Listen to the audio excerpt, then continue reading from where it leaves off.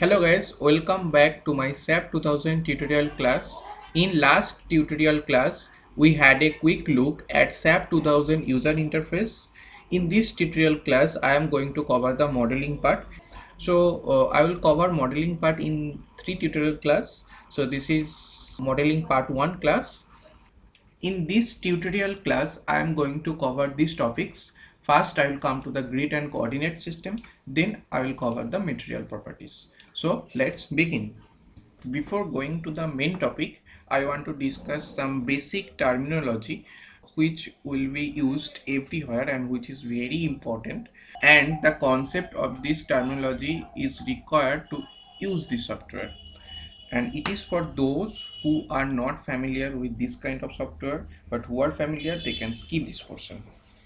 The procedure of designing of any kind of structure in software is, first you have to create a model, then you have to assign some material properties and section properties, and then you have to assign load, then you will analyze the structure and you will get result, then you finally design the structure. This is the basic method we follow to design any kind of structure in any software.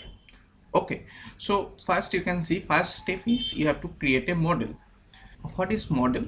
Structural model is nothing but a graphical representation of actual structure, and the model is created by using different objects. Basically, objects are used to represent the model of any structure.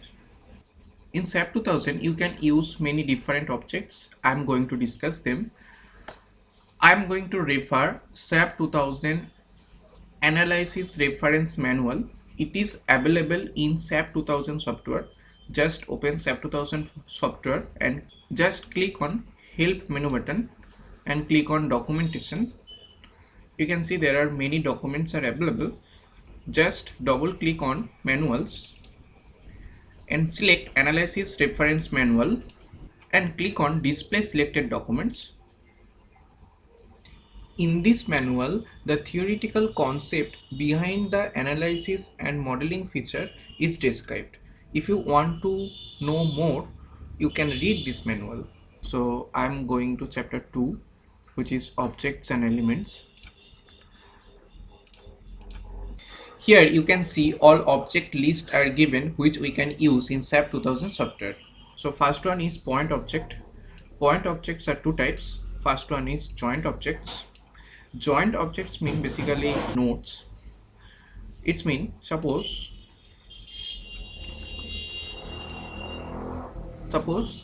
just consider a beam. Okay, a beam have two endpoints. So these endpoints will be represented by joint objects. Suppose it is a continuous beam. So this is the one beam, this is the second beam. So these two beam is connected at this point. So these all points, all nodes will be represented by joint objects, and it will be automatically created when we will create any other objects, mean frame object. When we will create a frame object, these joint objects will automatically create it. Second one is grounded link or support objects. So this type of objects will be used for advanced analysis. If you want to add isolator or dampers in your structure, that time you have to use this kind of objects. Next object we use line objects. Line objects are four types. First one is frame objects. Frame objects basically used to model beams, column, braces and trusses. And also cable objects is used to model cables, slender cables, which we use in bridge. Okay. Next one is tendon object. This kind of object we can use for pre-stress member. And last one is connecting link or support objects. This kind of objects we can use for advanced analysis. It's mean for when we will add isolator or damper. Next one is area object. This kind of objects are used to represent the walls, floor and other thin walled members. And also this kind of object can be used for two-dimensional solids, plane stress, plane strain, this kind of member. Later I will discuss this portion in details. And last one is solid objects. It is basically used to model three-dimensional solids. So these are the objects we can use in SAP 2000 software. If you want to draw a model, you need a coordinate systems, right? So you have to know which coordinate system SAP 2000 use. SAP 2000 use Cartesian coordinate system. You can put input in any other different coordinate system, say cylindrical or spherical, but SAP will automatically transfer your input into Cartesian coordinate system. There are many coordinate system. First one is global coordinate system. By default, SAP have a global coordinate system. Whatever we will draw or whatever coordinate system we will define, that will refer the global coordinate system. Global coordinate system, you cannot change it, you cannot delete it. It is by default a coordinate system which when you will start a new model, it will be automatically created. Okay, and also you can define any alternative coordinate system whose origin you can set in any point. Also you can set the orientation of the axis. And also there are one more coordinate system which is called local coordinate system. Local coordinate system is used to define properties, loads and response for that part. The orientation of local axis is different for different objects. While local coordinate system is required, I am coming that part later. First I want to show you what is the direction of global XYZ axis. This is the direction of XYZ global axis. Z axis is always in vertical direction, upward direction is positive and downward direction is negative, and also in this direction it will be negative x, and in this direction it will be negative y. And you can see these are the local axis. Local axis are denoted by 1 to 3, and every axis have a different color. Local axis 1 is denoted by red color, local axis 2 is denoted by green color, and local axis 3 is denoted by cyan color. This is the default orientation of local axis of point object. All point object have same local axis orientation by default. If you want to change the orientation, you can change it. Here you can see the local axis orientation for a frame member. You can see the orientation for frame member is not same. For vertical member the orientation is different, and for horizontal member the orientation is different. And every frame have a 2 point, one is start point and second one is end point.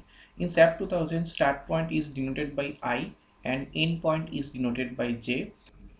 The direction of a frame member always will be from start point to end point. For this frame member, this is start point, this is end point, so the direction of this frame member will be in this direction. The origin of local coordinate system for frame objects will be at the midpoint of frame objects. That's why you can see for all frame objects the origin of local coordinate system at midpoint for every frame object. And the direction of the local one axis will be parallel to the longitudinal axis of that frame object, and also the direction will be the same as the direction of the frame objects. So that's why it will be local axis 1, and also local axis 2 will be vertical for horizontal frame objects. You can see for this is horizontal frame object, this is horizontal frame object. For all horizontal frame objects, the direction of local axis 2 is vertical. It will be parallel to Z axis. In this direction it will be positive, in this direction it will be negative. And the local axis 3 will be in this direction. It will follow right hand rule.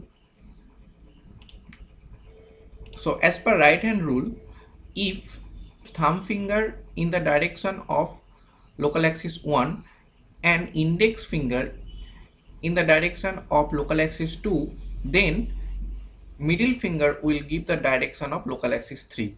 So you can use right hand rule to get the direction of local axis 3. For vertical frame objects, the direction of local axis 2 will be parallel to the global x axis. You can also use right hand rule here to get the direction of local axis 3. So this is the default orientation of local axis for frame member. If you want, you can change this default orientation. Now I am going to discuss that question why local coordinate system is important. Just consider it is a beam, it is start point, it is end point, and it's make an angle theta with x-axis. This is global axis, this is x, y, z, and a force P is acting which make theta angle with x-axis and which is perpendicular to the longitudinal axis of this beam. Now if I want to assign this load in this beam by using global coordinate system, that time you have to know the value of theta, otherwise you cannot assign. But if you define local coordinate system, that time you don't need to know the value of theta, you can easily assign this load. And also local coordinate system will help you to provide the section properties like moment of inertia. If there is no local coordinate system, that time you have to define moment of inertia for this frame with respect to global axis. So it will be very complicated calculation for user to provide the moment of inertia value for particular beam. That's why local coordinate system is very important. Now let's come to the main topic. So I'm going to start a new model. To start a new model, click on file, then click on new model. This dialog box will open. In this section you have to select default units. Here kilonewton meter centigrade is selected. If you want to change this unit, you can change it. And also default material, it is selected India. If you want to select your continuum, you can select your continuum here. And if you want to save this option as a default, just click on this checkbox. These are the available templates which we can use to create the model. Now I'm going to select this template blank, so just click on it. You can see two window is opened, and this window is called display window, and this is display tab, and you can see this window is selected, and this is called status bar. Here you can see which object is selected or what software is doing. Every details you can see in the status bar. This is current coordinate system. If you add more coordinate system, you can select them from here, and this is current unit system. To draw a model, you need a grid system. Grid system will help you to draw the model. So just right click on in any window, click on edit grid data, or you can click on define, then click on coordinate systems or grid. As I told you before, there is only one coordinate system which is global. If you want to add any other coordinate system, you can click on add new system, and you have to select which coordinate system you want, 2D or 3D. And also you have to set the origin of coordinate system, and also you can set the rotation of coordinate system. So I'm going to edit this global coordinate system, so that's why just click on modify and show system, and then you will see this window will open, and here you can add grid line by clicking on this add button. If you click on add, then one row added, that then you can provide here grid number, grid ID number, and also you can put the ordinates,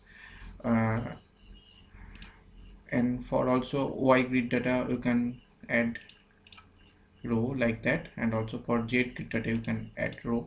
I just don't want to use this because it is too much time taking, so that's why you can click on this quick start button. When you will click on quick start button, this window will open. Here you can see two tabs, one is Cartesian, second one is cylindrical. You can draw a grid line by using Cartesian or cylindrical coordinate system. Which coordinate system you will use, it depends on your model. If your model does not contain any circular or curve element, that time you will use Cartesian coordinate system. But if your model contain circular or curve part, say dome type of structure, that time you will go for cylindrical. If your building contain circular or curve element for a small portion of building, that time you have to define another coordinate system. You will use cylindrical coordinate only for that part. For example, consider a rectangular building which contain a circular balcony. Okay, For circular balcony, we will use another coordinate system, and in that coordinate system we will draw the grid line by using cylindrical coordinate system. Later I will show you an example, that time you can easily understand it, how we can draw that. Here you have to provide number of grid lines in x direction, y direction and z direction. Suppose in x direction number of grid line is 3 and they are spaced at 5 meter, and in y direction number of grid line is 4 and they are spaced at 4 meter, and in z direction number of grid lines 4 and they are spaced at 3 meter. Then you have to provide here it is 3, in y direction it is 4, and also in z direction it will be 4. In x direction grid spacing is 5 meter, so it will be 5, and in y direction grid spacing is 4 meters, so it will be 4, and in z direction grid spacing is 3 meter, so it will be 3. Here one thing you have to keep in mind, that whatever spacing you will provide, it will be same for all grid line. If you want to draw a grid line with different spacing, that time you have to edit that grid line later. This is the location of first grid line. By default it is set 0 0 0. If you want to change, you can change it, then click on OK. Here you can see the ordinate of all grid line is added automatically. If you want to see the spacing of grid line, select spacing here. Now you can see the spacing of grid line.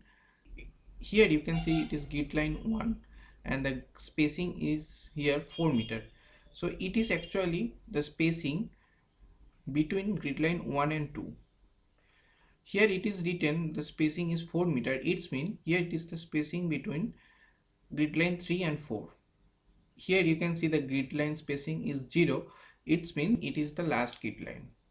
Okay, so suppose I want to change the spacing of grid line 4, so I have to change here. Suppose I want to make it 5 meter, so write 5 here. Now select ordinates and check the ordinate is automatically changed to 13 meter.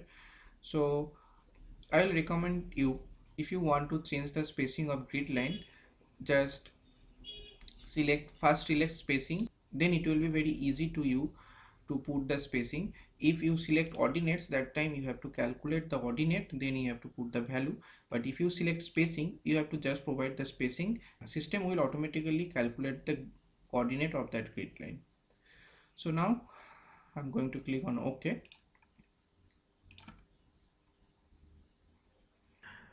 You can see two display tab. In both tab you can see the 3D view. If you want to set 2D view, you can set by using view toolbar, or you can go to view menu bar and click on set 2D view. First I am going to show you by using view toolbar. Suppose I want to set 2D view in this window. So first you have to select this window, just click on it. Currently you can see this window is selected, so don't need to click on it. If you want to select any window, just click on it. Suppose I want to select this window, so click here. This window will be selected. So now I want to set 2D view in this window. So first you have to select the window. You can use this view. Here you can see it is XY view, it is XZ, it is YZ. It is XY view mean you will see the plan of this grid line. It means you will see the top view. If you select XZ view, it means you will see the structure from this side. If you select YZ, you will see the structure from this side. I'm going to select XY plane, so just click on it. Now you can see the top view or plan of this grid line. Here you can see XY plane at the rate z equal to 0 meter. It means you can see the plane at z equal to 0 meter level. You can see when I am moving cursor in this window, in 3D view window ground level is highlighted. It means you are in ground level. If you want to go in different level, you can use this arrow button. It will move to your next grid line level. So now I'm clicking here, so you can see next grid line level at z equal to 3. So now you are in z equal to 3 meter, and you can see at z equal to 3 meter the grid line is highlighted when I am moving cursor here. So this is how you can set different level. You can also set 2D view from view menu. So click on view menu, then click on set 2D view, or you can press Ctrl Shift F2 button. You can set here different plane at different level. Suppose I want to set xy plane at z equal to 3 meter. So write here 3 and click on apply. Now you can see xy plane at z equal to 3 meter. Suppose I want to see the xy plane at z equal to 2 meter. So write here 2 and click on apply. So now you can see the xy plane at z equal to 2 meter. You cannot see any grid line because at z equal to 2 meter there is no grid line. So that's why you cannot see anything. And also you can set view direction, front face or back face. Basically it will help you to see the model at different plane at any level. And also you can set define 3D view. Click on view and then click set 3D view, or you can press Ctrl Shift plus F3 button, and here you can set the different angles. Suppose I want to change this angle 60, then click on apply. The 3D view have changed. So this is how you can set different 3D view. Also you can rotate this by using rotate toolbar, and also you can use this walk toolbar command to see the model. You can also use pan toolbar to move the model, and also you can use zoom toolbars to see the zoom view of model. Suppose I want to zoom this joint, so click on rubber band zoom and select this joint. Now you can see the zoom view of this joint. If you want to previous zoom, click on restore previous zoom button. This is how you can rotate the model or see the model from different point, and also you can select the model. Basically it will help you to see the model from different point, and also it will help you to select the object. If you want to add more window, you can click in this arrow and click on add new window. You can see one window is added. Here you can also set different view, 3D view or 2D view. And if you want to close this window, just click on this close button. If you want to change grid data, right click in any window and click on edit grid data and select on modify and show system. As I told before, here you can change the ordinate or spacing, then the grid spacing will be changed.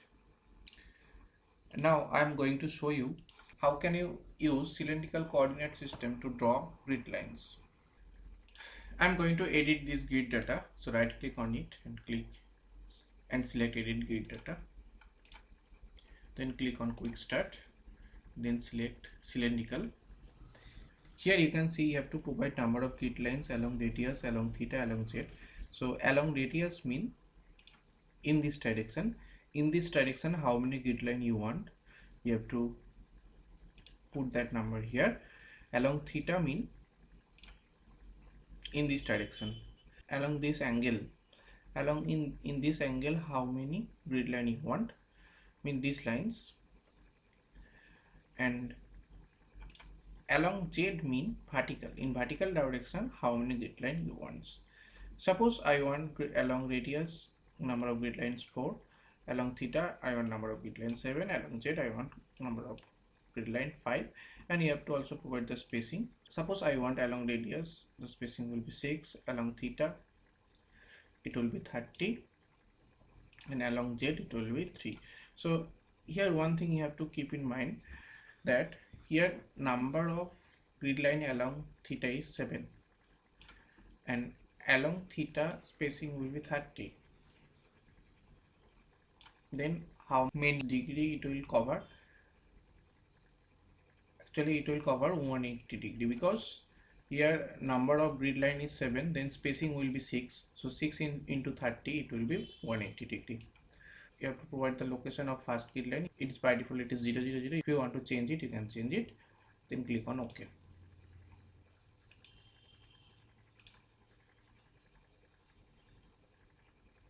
Now you can see number of grid line along radius is 4 and number of grid line along theta is 1 2 3 4 5 6 7, and number of grid lines along z is 1 2 3 4 5. We have provided 5.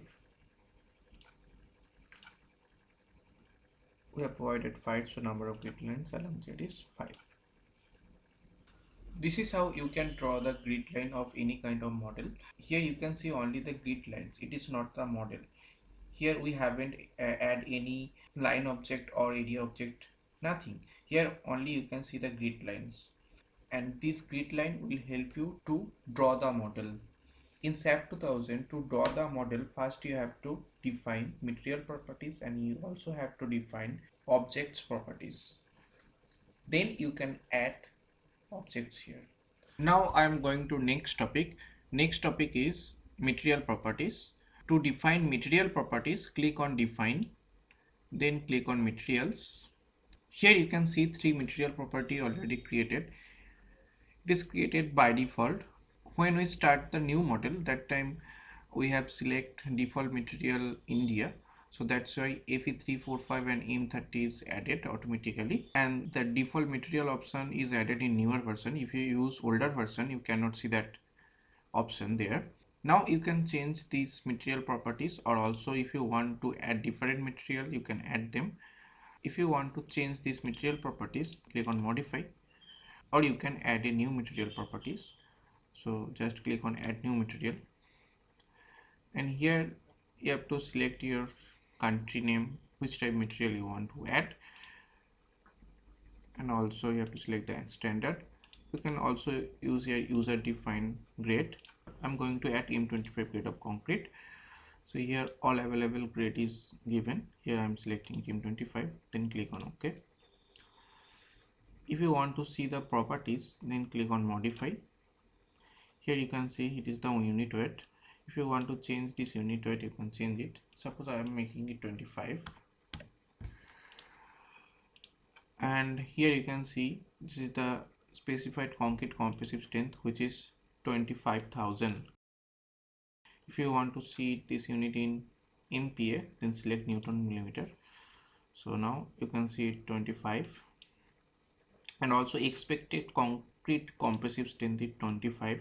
Expected concrete compressive strength it basically used when we perform nonlinear analysis. Here you can see, and in FEMA 356 in table number 53 for steel section, this factor will be 1.1, but for concrete section it will be 1.5. I'm showing you.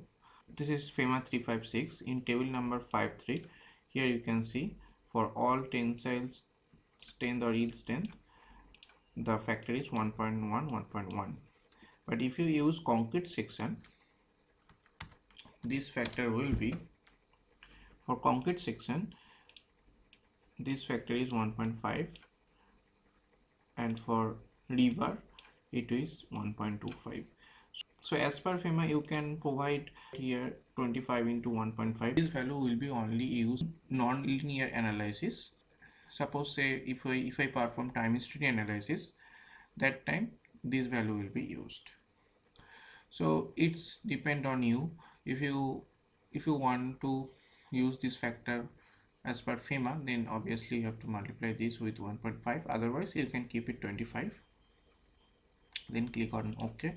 If you want to add river property, then click on add new bar and select here, it will be river, and say I want to add HOST bar 415, then click on OK. Then if you want to see the material properties, then click on it. Here you can see this is the minimum yield. Minimum tensile strength for 415 grade of steel is 485. It is IS 1786.